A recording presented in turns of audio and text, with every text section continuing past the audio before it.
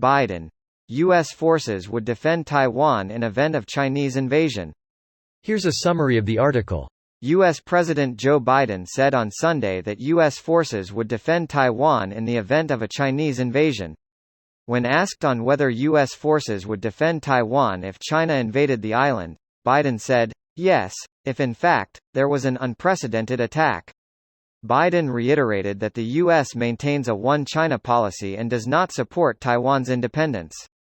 A White House official said following the interview that U.S. policy toward Taiwan has not changed. In May, Biden was asked whether the U.S. would get involved militarily if China invaded Taiwan. The White House swiftly walked back the statement, saying that the U.S. policy on Taiwan had not changed. A visit to Taipei by U.S. House Speaker Nancy Pelosi last month has led to increased tensions between Beijing and Washington over Taiwan. This post received a score of 52,000, with an upvote ratio of 89%. Here are the top comments in response to this article. The semiconductor wars have begun.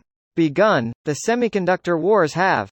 It would be smart of China to give the U.S. time to build microprocessor factories within the U.S. This guy geopolitics. Truth be told, the U.S. would love to do to China what is happening with Russia. Drag them into a conflict they only need to support at arm's length. China had been okay with the status quo with Taiwan, but geopolitically the U.S. is making that hard now with the economic situation heating up. China can compete with the U.S. economically, but would get crushed in the military arena. They should avoid that situation as much as possible, but it remains to be seen if they will. Even if China unfairly skews towards the parasitic for advantage, both countries absolutely need each other far more than any other countries. Economies need each other.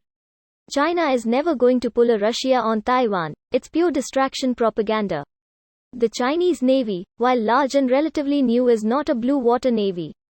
Logistics just aren't there. As a successful Chinese invasion would dwarf D-Day.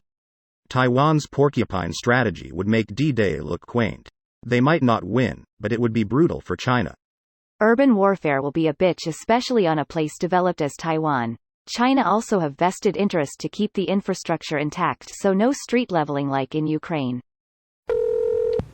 Guess we know now which maps are going to be on the new COD's first expansion pack.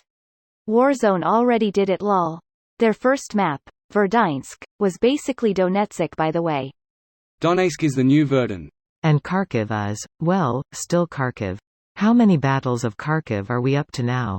Ukraine has been a bloody battleground for centuries, like much of Eastern Europe.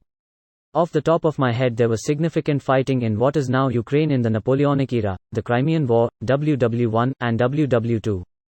There are probably a dozen battles of Kyiv big enough to be named as such, and a dozen sieges besides.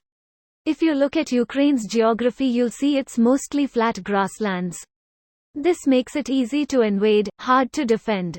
Couple that with rich, fertile soil and a half dozen cultures that hate each other, and quite frankly it becomes a wonder the country isn't under attack every other month. Sure, that's what you see on the map. What you don't see is the Bezdorozhye, the spring and fall boggy seasons. The Ukrainians call it the season of roadlessness for a reason.